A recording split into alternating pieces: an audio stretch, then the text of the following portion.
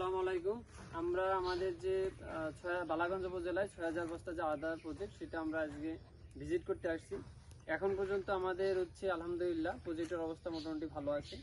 আমাদের গাছের হাইট কিন্তু প্রায় ৩ ফিটের উপরে হয়ে গেছে, ৩ ফিটের উপরে হয়ে গেছে এবং গাছের গ্রোথ আলহামদুলিল্লাহ, যেগুলো হচ্ছে আমাদের বস্তা যেগুলো রোগাক্রান্ত হয় নাই, সেই বস্তার গ্রোথ কিন্তু আলহামদুলিল্লাহ অনেক ভালো আছে। তো এদিকে হচ্ছে আমাদের প্রায় জুলাই মাসটা এখানে প্রচুর পরিমাণ বৃষ্টিপাত হয় সিলেটে। তো আমাদের বৃষ্টিটা চলে গেলে আমরা আশা করতেছি যে গাছের গ্রোথ আরও ভালো হবে ইনশাআল্লাহ। তো এখন পর্যন্ত যে আমাদের টার্গেট, যে আমরা কিন্তু এই ৬০০০ বস্তায় প্রত্যেকটা বস্তায় কিন্তু আমরা ১ কেজি থেকে ১.৫ কেজি করে আমরা যে টার্গেট নিচ্ছি, আমাদের গাছের যে গ্রোথ আমরা আশা করি যে আমাদের সেই টার্গেট লক্ষ্যমাত্রা আমরা সেটা অর্জন করতে পারবো। তো আমাদের এখানে কিছু সমস্যা হয়েছে, সেই সমস্যাগুলোর ভিতরে হচ্ছে আমাদের কন্দপচা যে রোগ, সেটা কিন্তু আমাদের বেশ কিছু বস্তায় হচ্ছে আক্রান্ত হয়েছে।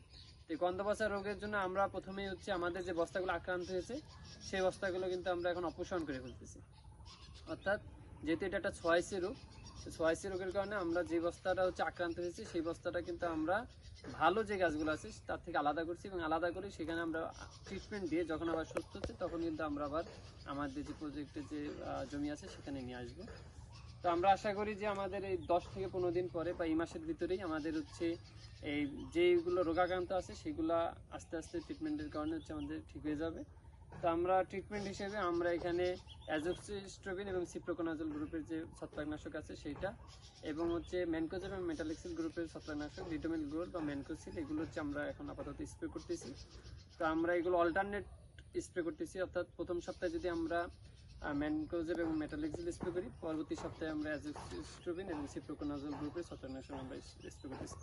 এছাড়া হচ্ছে আমাদের এখানে যদি পোকার জন্য আমরা ক্লোরোপাইরিফাস এবং হচ্ছে সাইপারমেথিন গ্রুপের হচ্ছে নাইট্রোটা স্প্রে করতেছি, যাতে এখানে কিছু পাতা হচ্ছে খেকো পোকা আছে, তো বিভিন্ন যে পোকাগুলো আছে পোকা যাতে দমন করা যায়, তো সেই জন্য আমরা কিন্তু কীটনাশকগুলো স্প্রে করতেছি। তো আমরা যারা আদা চাষি আছি তারা কিন্তু আমাদের বর্ষার সময় এই ট্রিটমেন্টগুলো যদি আমরা করি, আমরা আশা করি যে আপনাদের গাছগুলো কিন্তু ভালো থাকবে এবং আমাদের যে কাঙ্ক্ষিত ফলন সেটা কিন্তু অর্জন করা সম্ভব হবে। ধন্যবাদ।